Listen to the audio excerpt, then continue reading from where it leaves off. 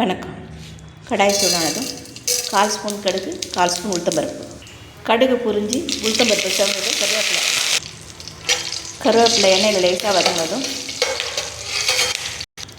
பொடியாக நறுக்கின சின்ன வெங்காயம், பச்சை மிளகாய் 2,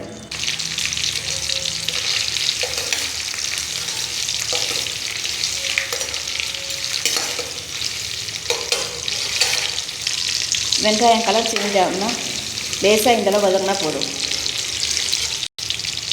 பொடியாக நறுக்கிற பீன்ஸ் சேர்த்து லேசாக வதக்கணும்.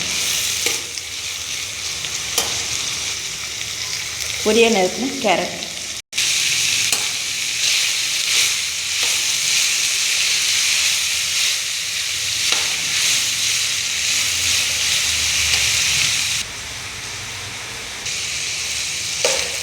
பீன்ஸ் லேசாக வதங்கினதும்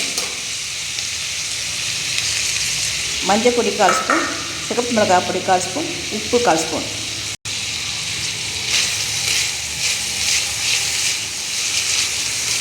லேசாக வதங்கினதும் 1/2 கப் தண்ணி.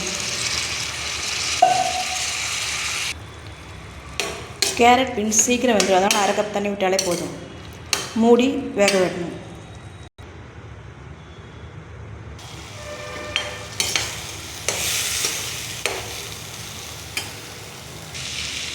அடி பிடிக்காமல் தண்ணி சுருண்டு வரும்போது இறக்கிடலாம்.